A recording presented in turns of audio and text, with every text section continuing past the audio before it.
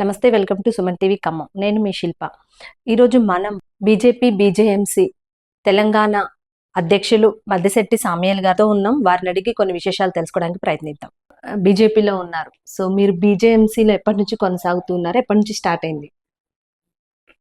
ముందుగా సుమన్ టీవీ వారికి నమస్తే అండి. నా పేరు మద్దిశెట్టి సామ్యూయల్. భారతీయ జనతా మజ్దూర్ సెల్ అంటే బీజేపీ బీజేఎంసీ తెలంగాణ రాష్ట్ర అధ్యక్షులుగా నేను బాధ్యతల్లో ఉన్నాను. బీజేపీలో అనేది 2013లో నేను బీజేపీలో జాయిన్ అవ్వటం జరిగింది. కొండపల్లి సీతారెడ్డి గారు అధ్యక్షతన 2013 నుంచి 2020 వరకు అంటే 6వ నెల వరకు Bharatiya Janata party BJP OBC Morcha Khammam జిల్లా అధ్యక్షులుగా నేను పనిచేయటం జరిగింది.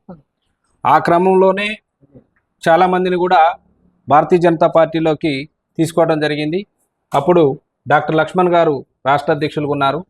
లక్ష్మణ్ గారి హయాంలోనే చాలామందిని భారతీయ జనతా పార్టీలో చేర్పించినటువంటి సందర్భాలు కూడా ఉన్నాయి. సరే, అంతేకాకుండా మొన్న 29న బీజేఎంసీ నుంచి మీరు ఒక మీటింగ్ కండక్ట్ చేయడం జరిగింది. సో అంటే మహారాష్ట్ర నుంచి ఎన్సీపీ నుంచి ముఖ్య కార్యకర్తలు పాల్గొన్నారు. సో వాళ్ళని ఎందుకు పిలవాల్సి వచ్చింది? ఎందుకు పాల్గొన్నారు? అంటే ఈ విషయం మీద అందరికీ కూడా నేను సుమన్ టీవీ ద్వారా క్లారిటీ ఇవ్వాలనుకుంటున్నా. ప్రజెంటు బీజేపీ బీజేఎంసీ ఒక సంఘటన, దానికి నేను తెలంగాణ రాష్ట్ర అధ్యక్షులుగా ఉన్నా. 29వ తారీఖు కార్యక్రమం ఏంటంటే కార్యకర్తల సమావేశం పెట్టి మాకున్నటువంటి 49 మండలాలకు సంబంధించినటువంటి కార్యకర్తలు మండలానికి 50 మంది చొప్పున ముఖ్య కార్యకర్తల సమావేశం ఏర్పాటు చేసి ఆ కార్యక్రమానికి నేనే ముఖ్య అతిథిగా వెళ్దామనుకునే టైంలో మహారాష్ట్ర నుంచి ఎన్సీపీ పార్టీ అజిత్ పవార్ గారు, మహారాష్ట్ర డిప్యూటీ సీఎం గారు, వారు నేషనల్ అధ్యక్షులైనటువంటి యూత్ విభాగానికి సంబంధించినటువంటి ధీరక్ శర్మ గారిని ఇక్కడికి మేము పిలిపించుకోవడం జరిగింది. ఎందుకనంటే ఎన్సీపీ పార్టీ అనేది నేషనలిస్ట్ కాంగ్రెస్ పార్టీ, దానికి ఎన్డీఏ కూటమిలో ఉంది, అది ఎలవెన్స్లో అంటే బీజేపీ ఎలవెన్స్లో ఉంది. చాలామంది తెలియని వాళ్ళు ఏమనుకుంటున్నారంటే కాంగ్రెస్ వాళ్ళు పిలిపించుకున్నారని అంటున్నారు. కాంగ్రెస్ పార్టీ కాదండి, అది నేషనలిస్ట్ కాంగ్రెస్ పార్టీ. అంటే ఎన్సీపీ, శివసేన, బీజేపీ ఈ మూడు కలిపి మహాకూటమిగా మహారాష్ట్రలో గవర్నమెంట్ ఏర్పాటు చేసుకోవడం జరిగింది. ఎన్డీఏలో కూడా ఈ మూడు ఒక కూటమిలాగా పనిచేస్తాయి. అంటే అది కూడా బీజేపీలో ఎలిమెంట్స్ కాబట్టి వాళ్ళని మేము ఆహ్వానించడం జరిగింది. అంతేకాకుండా మీరు గతంలో కాంగ్రెస్ పార్టీలో ఉన్నారు, అది అధికారంలోనే ఉంది. అంతేకాకుండా మీరు కూడా మంచి క్యాడర్లోనే ఉన్నారు. కానీ దానికి వదిలిపెట్టడానికి కారణాలు ఏంటంటారు? కాంగ్రెస్ పార్టీలో 2024 మొదటి నెలలో నేను జిల్లా అధ్యక్షులు, భద్రాద్రి కొత్తగూడెం జిల్లా అధ్యక్షులు, మాజీ ఎమ్మెల్యే, కాంగ్రెస్ పార్టీ వైస్ ప్రెసిడెంట్గా ఉన్నటువంటి ఏఐసిసి సభ్యులు పొదిం వీరయ్య గారి ఆధ్వర్యంలో కాంగ్రెస్ పార్టీలో జాయిన్ అవ్వడం జరిగింది. జాయిన్ అయిన తర్వాత భద్రాద్రి కొత్తగూడెం జిల్లా జనరల్ సెక్రటరీగా వారు నాకు అధికారికంగా బాధ్యతలు ఇచ్చినటువంటి మాట వాస్తవమే. కానీ ఎందుకు మళ్ళీ కాంగ్రెస్ను వదిలిపెట్టి మళ్ళీ బీజేపీ బీజేఎంసీలోకి రావాల్సి వచ్చిందని అంటే, నేను ఏ పార్టీని అయితే నమ్ముకున్నాను, కాంగ్రెస్ పార్టీని మీరు పదవిలో ఉండి ఎందుకు రాజీనామా చేయాల్సి వచ్చిందని మీరు అడిగారు. నేను ఏ పార్టీని అయితే నమ్ముకున్నానో, నేను ఏ వ్యక్తిని అయితే నమ్మి కాంగ్రెస్ పార్టీలోకి వెళ్ళానో ఆ వ్యక్తే కావాలని నాకు సంబంధం లేనటువంటి కేసుల్లో నన్ను ఇరికిచ్చి 2 నెలల పాటు చెయ్యని నేరానికి జైలు పాలయ్యేలా చేశారు. అసలు ఆ వ్యక్తి కాదని తెలిస్తే నేను కాంగ్రెస్ పార్టీలో నుంచి బయటకు వచ్చేటోడు కాదు. కానీ కొంతమంది అధికారులు నువ్వెవరినైతే నమ్మి భుజం మీద చేసుకొని డైనింగ్ టేబుల్ మీద కూర్చొని, ఒకే టేబుల్ మీద కూర్చొని భోంచేసి సామేలన్న నా తమ్ముడు, సామేలన్న నా అన్న అని చెప్పినటువంటి వ్యక్తి ఎవరైతే ఉన్నారో వాళ్ళే నిన్ను అరెస్ట్ చేయించారు అని చెప్పిన తర్వాత ఏ పార్టీని అయితే నమ్ముకొని నేనున్నానో ఆ పార్టీలో ఉండటం వాళ్ళకి ఇష్టం లేదు కాబట్టి నన్ను చెయ్యని నేరానికి జైలుకు పంపించారనే ఉద్దేశంతో నేను కాంగ్రెస్ పార్టీకి రాజీనామా చేయడం జరిగింది. బుగ్గపాడు పోడు భూములు ఆ కేసులో మిమ్మల్ని A1గా చేర్చడానికి కారణాలు ఏంటంటారు? బుగ్గపాడు పోడు భూములకు సంబంధించి ఇప్పుడు ఈ వీడియో చూస్తున్న ప్రతి ఒక్కళ్ళకి కూడా ఒక క్లారిటీ రావాలండి. ఎందుకంటే చాలామంది నన్ను ఈ క్వశ్చన్ అడిగారు. బుగ్గపాడు పోడు భూముల విషయంలో మీరు లేరు, ఆ స్పాట్లో లేరు, గొడవలో లేరు. మరి మిమ్మల్ని ఎందుకు A1గా చేర్చారనేది నన్ను చాలామంది అడిగారు. నేను ఒకటే సమాధానం ఏంటంటే, వాస్తవంగా ఆ రోజు బుగ్గపాడు పోడు భూముల విషయంలో నేను లేను. నేను ఆంధ్రాలో ఉన్నా.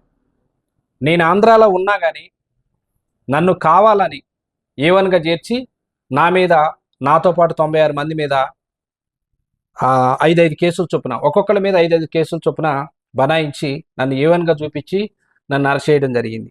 మీరు ఇప్పుడు అడిగారు పోడు భూములని. పోడు భూములు కాదండి, బొగ్గుపాడుది. క్లారిటీగా చెప్తున్నా ఈ విషయంలో చాలామందికి కూడా. ఇళ్ల స్థలాల గురించి అడిగినాం. లోకల్ ఎమ్మెల్యే గారు మట్టా రాగమయ్య గారు, మట్టా దయానంద్ గారు మాకు హామీ ఇచ్చారు, 15 రోజులలో ఇళ్ల స్థలాలు అప్పచెప్తాం మీకు, మీరు వెళ్ళమోకండి అంటే మేము మానేసినాం ప్రజల తరఫున. అది కూడా కాంగ్రెస్ పార్టీ తరఫునే చేసినాం, అప్పుడు వేరే పార్టీ కాదు.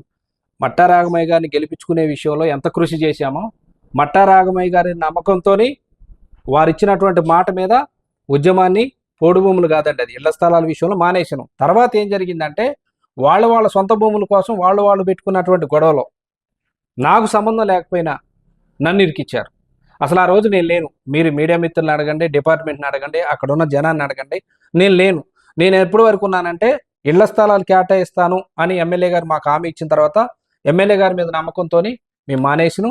వారు కూడా ఇస్తానన్న ప్రకారం సర్వే చేపించి అప్పచెప్తారనే ఒక నమ్మకంతో ఉన్న టైంలో వాళ్ళు సొంత భూముల విషయంలో, బుగ్గపాడికి సంబంధించి, చంద్రాయపాలెం సంబంధించి, ఒక్క విషయం అండి మీరు అడిగారు కాబట్టి చెప్తున్నా. ఇప్పుడు ఇన్ని రోజులు ఈ మాట నేను చెప్పలేదు. 2 వర్గాల మధ్య గొడవ జరిగినప్పుడే కదా మరి ఒక వర్గం వాళ్ళని అరెస్ట్ చేశారు, ఇంకో వర్గం వాళ్ళు ఏరి? నేను లేను అక్కడ. అధికారుల మీద దాడి జరిగింది, నేను కాదంట్లా. అసలు వాళ్ళేమన్నారు వీళ్ళేమన్నారో నాకు సంబంధం లేదు. జనం 2 వర్గాల మధ్య గొడవ జరిగేటప్పుడే కదా పోలీస్ అధికారులు వెళ్ళింది. మరి 2 వర్గాల మీద జరిగినప్పుడు, దాడి జరుగుతుందని తెలిసినప్పుడు మీరు వెళ్ళారు. మరి అటేపు వర్గాన్ని ఎందుకు అరెస్ట్ చేయలేదు? ఒక్కళ్ళని ఎందుకు అరెస్ట్ చేశారు? అంటే అటువైపు వచ్చిన గొడవకు వచ్చిన వాళ్ళని ఎందుకు మీరు అరెస్ట్ చేయలేదు? 2 వర్గాల మధ్య కదా గొడవ జరిగేది.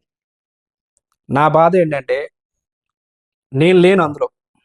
ఇంకొకటి మీకు క్లియర్గా చెప్తాను, ఇప్పుడు ఈ సుమన్ టీవీ ద్వారాగా నేను చెప్పాల్సింది ఏంటంటే, 49 మండలాల జనం అండి, 5 జిల్లాల్లో 49 మండలాల జనం, 2 లక్షల మంది కార్యకర్తలు నా చేతిలో ఉన్నారు, 670 గ్రామాలు. ఇప్పుడు వరకు నేను ఎక్కడ లాండ్ ఆర్డర్ ప్రాబ్లం క్రియేట్ చేసినటువంటి దాఖలా లేదు.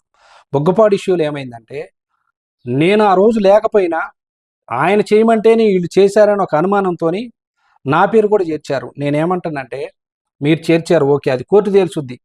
నేను ఉన్నానా, స్పాట్లో ఉన్నానా లేదా, లేకపోతే నేను ఏదైనా చేయమన్నానా అనేది కోర్టులో ఉంది. కాబట్టి ఇప్పుడు నేను మాట్లాడలేను. అది ఆల్రెడీ నేను హైకోర్టుకి వేసాను, హైకోర్టులో అది విచారణ జరుగుతుంది. నాకు సంబంధం లేని కేసులో ఇరికిచ్చిన మాట అయితే వాస్తవం అండి. ఈ విషయంలో నేను డిపార్ట్మెంట్కి కానీ గవర్నమెంట్కి కానీ కోరుకునేది ఒకటే, నేనున్నానా లేదా ప్లేస్లో, నేను లేను. ఇంకొకటి, మీరు 2 వర్గాల మధ్య గొడవ జరుగుతుందని తెలిసి మీరు వెళ్ళారు అధికారులు.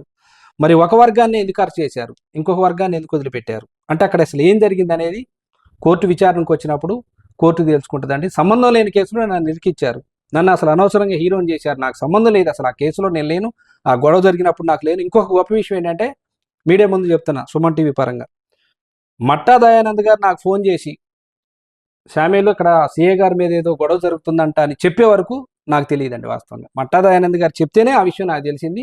నేను అసలు అక్కడ స్పాట్కి కూడా వెళ్ళా. నేను ఆంధ్రాలో ఉన్నా, అల్లిపల్లిలో. ఇంటికి వచ్చి నేను హైదరాబాద్ అని వెళ్తున్నా. వీళ్ళు ఎట్లాగో అరెస్ట్ అయ్యారు కదా, ఏమో అనుమానంతో నా మీద కూడా పెడతారని నాకు ఆలోచన వచ్చింది. ఎందుకంటే మొన్నటిదాకా ఇళ్ల స్థలాల విషయంలో వాళ్ళతో తిరిగినాం కదా అని అనుకుంటూనే ఉన్నా. నన్ను ఖమ్మం ఎంట్రన్స్లో ఉన్న చెక్ పోస్ట్లో అసలు అరెస్ట్ చేశారు. ఒక 20 మంది పోలీసు వాళ్ళు అరెస్ట్ చేశారు. నన్ను ఎందుకు అరెస్ట్ చేశారంటే నాకు సమాధానం లేదు. కనీసం నాకు 41 నోటీస్ ఇవ్వలేదు. నా ఫోన్లు లేవు, నా ఫోన్లు పోయినాయి. అదే రోజు ఫోన్లు మరి ఇల్లు తీసుకున్నారా పోయినాయి అనేది నాకు కూడా తెలియదు. కనీసం నన్ను అరెస్ట్ చేసిన విషయం మా ఇంటికి కూడా చెప్పాల, మా వాళ్ళకి కూడా చెప్పాల, సమాచారం లేదు. మీడియా ఛానల్లో మాత్రం సామేలు పరారులో ఉంటే పట్టుకున్నాం అంటున్నారు తప్ప ఎక్కడ ఉంచారని కూడా చెప్పాల. అంటే అంత దారుణంగా నాకు సంబంధం లేని కేసులో నన్ను ఇరికిచ్చినా నాకు డిపార్ట్మెంట్ మీద ఎటువంటి పగ కానీ ప్రతీకారం కానీ లేదు.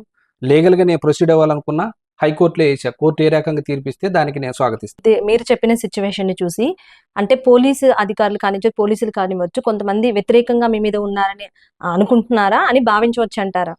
అంటే ఏంటంటే క్రియేట్ చేశారు అట్లా. ఉదాహరణకి సత్తుపల్లి ఘటనే దానికి, బొగ్గపాడుది.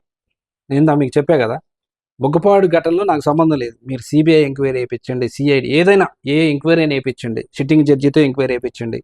బుగ్గపాడు ఇళ్ల స్థలాల ఘటనలో ఆ గొడవలో శామ్యుల్ ఉన్నాడని అంటే కోర్టుకు కూడా అవసరం లేదు, మీరు ఏదైనా చేయొచ్చు నాకు. కానీ ఇక్కడ ఏంటంటే వాళ్ళు అనుకున్నారు, ఇది వాళ్ళకి వచ్చిన ఆలోచన కాదు.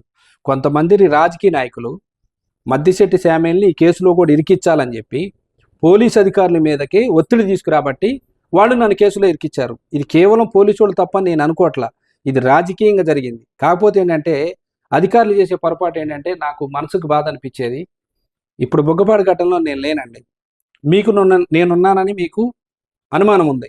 అనుమానం ఉన్నప్పుడు మీరు నిర్ధారణ చేసుకోవాలి. నిర్ధారణ చేసుకోకుండా మీరున్నానని మీరే డిసైడ్ అయిపోయి కనీసం నాకు 41 నోటీస్ లేకుండా, కనీసం నన్ను విచారణ చేయకుండా మీరు నన్ను ఏవనికి పెట్టేశారు. 5 కేసులు పెట్టారు ఒక్కొక్కళ్ళ మీద. పోలీస్ స్టేషన్కి ఇంకోటి ఏంటంటే ఇప్పుడు మీరు అడిగారు పోలీసులు కొంతమంది వ్యతిరేకకాలు, నేనంటే తెలియని అధికారులు కూడా సామ్యుల్ అంటే అమ్ము గవర్నమెంట్కి వ్యతిరేకం అంట అనేది ఒకటి క్రియేట్ చేశారు వీళ్ళు.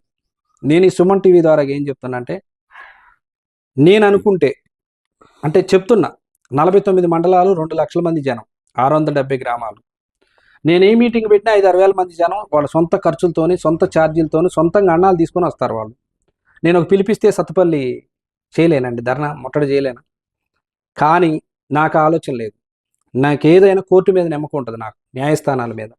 నేనేం చేశా, పోలీసు వ్యవస్థ అని మీరు అంటున్నారు కదా, పోలీసు అధికారులు చాలా మంది మంచోళ్ళు ఉన్నారు, చెడ్డాళ్ళు అని చెప్పట్లా. ఇప్పుడు నా దృష్టిలో భోజరాజు గారు ఉన్నారు, ఖమ్మం క్రైమ్ బ్రాంచ్లో చేశాడు ఏసీపీగా, మా దంపేటలో ఎస్ఐ చేశాడు. ఇప్పుడు కొత్తగూడెం జిల్లా ఎస్పీ గారు ఉన్నారు, రోహిత్ రాజ్ గారు, ఆర్కే మీనా గారు ఉన్నారు, ఆర్కే ప్రసాద్ గారు ఉన్నారు, ఇంకా కొంతమంది డిఎస్పీలు ఉన్నారు, ఎస్ఐలు ఉన్నారు, సిఏలు ఉన్నారు, ఎస్పీలు ఉన్నారు. ఇప్పుడు వరకు ఎటువంటి అవినీతి పేరు లేనటువంటి వాళ్ళు, అంటే మంచి వ్యక్తులు. కానిస్టేబుల్ స్థాయి వాళ్ళు తప్పుగా మాట్లాడేవాళ్ళు ఉన్నారు, తప్పుడు కేసులు ఇరికిచ్చేవాళ్ళు ఉన్నారు. మాకేమనిపిస్తుంది, మంచిగా చూసుకోండి మంచిగానే చూస్తాం, చెడుగు చూసుకోండి చెడుగునే చూస్తాం. పోలీసు వాళ్ళు ఏమైందంటే బుగ్గపాడు ఘటనలో నేను లేకపోయినా సిఏ గారి మీద దాడి చేయించాడంట సామ్యుల్ అనేది వీళ్ళు పబ్లిక్ చేశారు. దానివల్ల ఏంటంటే నిన్న ఒక చిన్న ఇష్యూ మీద ఒక స్టేషన్కి పోయారు మా వాళ్ళు ఖమ్మంలో, మద్దిశెట్టి సామ్యుల్కి వీళ్ళకి సంబంధం ఉందా అని అడిగారంట. అంటే అసలు ఆయన ఎవరు నాకు తెలియదు, నా పేరు అట్లా తీసుకెళ్ళిపోయారు. కానీ నేను డిపార్ట్మెంట్కి వ్యతిరేకం కాదు, ప్రభుత్వానికి వ్యతిరేకం కాదు.